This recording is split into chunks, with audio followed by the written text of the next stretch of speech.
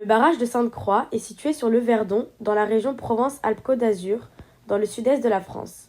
Sa construction a donné naissance au lac de Sainte-Croix, la quatrième retenue artificielle de France métropolitaine la plus vaste. Le lac est devenu un centre de tourisme estival. Il est très fréquenté pour des loisirs aquatiques. La navigation des bateaux à moteur à essence est interdite. Seuls les moteurs électriques et les voiles sont autorisés. On y rencontre beaucoup de pédalos et des barques diverses, de juin à septembre. Le lac artificiel est également utilisé pour les écopages de Canadair lors des incendies dans la région. Les 3 villages qui se trouvent le long de ces berges sont Sainte-Croix-du-Verdon, Baudan et les Salles-sur-Verdon, nouveau village, l'ancien ayant été noyé par la retenue. Le barrage de Sainte-Croix est un barrage en voûte à double courbure. Il mesure 95 mètres de haut et 138 mètres de longueur. Sa crête est épaisse de 3 mètres et sa base de 7,5 mètres. Au total, sa crête mesure 483 mètres d'altitude. C'est le 4e plus grand lac artificiel de France métropolitaine car il mesure 22 km². Mais c'est également le plus profond lac artificiel de France car il est profond de 93 mètres. Le volume d'eau retenu par le barrage est de 700 millions de mètres cubes. Enfin, l'été, la température de l'eau peut atteindre 26 degrés à 1 mètre de profondeur. Le barrage de Sainte-Croix est une retenue hydroélectrique construite entre 1971 et 1974, date à laquelle elle est mise en service définitivement.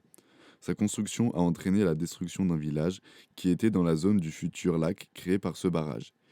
Il n'y a aucune information sur le prix de construction de ce barrage, mais on a déduit le prix de ce barrage par rapport au prix de construction d'autres barrages. Sachant qu'un barrage ayant une production de 200 kW a un prix de construction de 136 millions d'euros, le prix d'un barrage de 136 kW devrait être autour des 102 millions d'euros.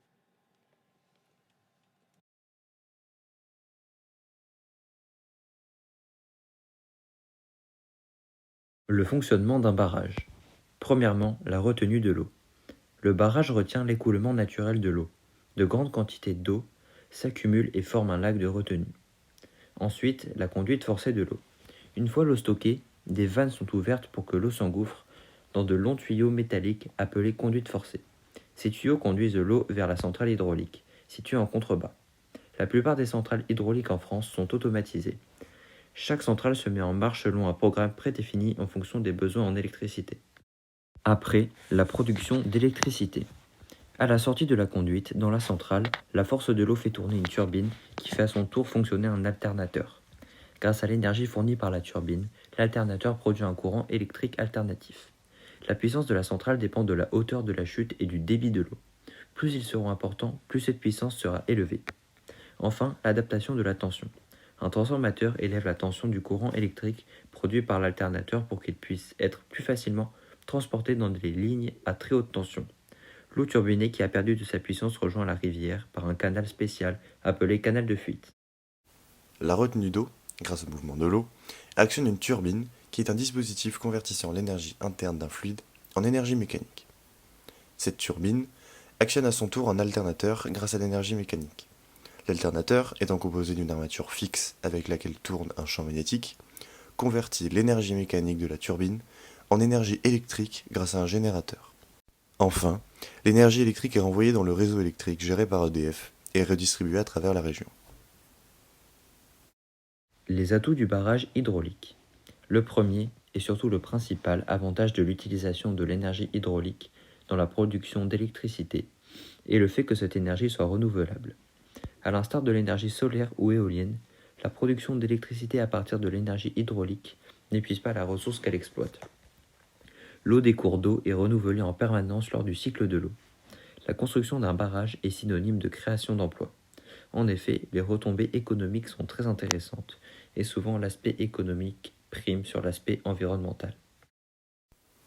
Le lac de Sainte-Croix fait partie du parc naturel régional du Verdon, faisant de cet espace l'un des plus grands sites géomorphiques de France. Ce site, comme 53 parcs en France, veille fortement à la préservation de son patrimoine naturel. Grâce à ses engagements, le lac reste aujourd'hui un lieu d'hivernage pour de nombreuses espèces, comme des chauves-souris ou certains rapaces. Les alentours du lac sont marqués par son climat méditerranéen, avec la présence par exemple de chênes verts, et d'espèces locales comme la doradille du Verdon. Ainsi, la région s'engage pour préserver ce corridor écologique avec l'aide d'EDF et de l'Office national des forêts. En 1968, EDF procède à la mise en retenue du barrage de Sainte-Croix et menace les villages de Salles, de Bauduenne et de Sainte-Croix. L'opposition au projet est ainsi très forte. Les 3 villages menacés luttent donc ensemble pendant 6 ans. Malheureusement, les villageois n'ayant que peu de pouvoir face à EDF, le projet sera finalement achevé en 1974, engloutissant une grande partie du village de Salles. Dernièrement, le lac a été placé en vigilance en 2022. Ce dessèchement a eu un grand impact sur le tourisme. On constate une chute de 30% de la fréquentation par rapport à l'année précédente. Finalement, les gorges se retrouveront fermées au public en août, bloquant totalement l'activité touristique des professionnels du secteur. Le lac de Sainte-Croix propose de nombreuses activités nautiques, grâce notamment à son accès direct au plus grand canyon d'Europe, le canyon du Verdon. On retrouve par exemple la base nautique de l'Étoile, proposant pédalos, canoës et bateaux pour naviguer sur le lac et le Verdon. On retrouve aussi de nombreuses activités culturelles, notamment en visitant les villages alentours, comme le village de Moustier. Ce village possède de nombreuses caractéristiques typiques des villages du sud de la France, ainsi qu'un musée retraçant l'histoire du lac et du village. Comme de nombreux territoires de Provence, le lac est bordé de champs de lavande, faisant partie de la culture du Verdon. Cette culture permet l'organisation de nombreux événements culturels rassemblant locaux et touristes.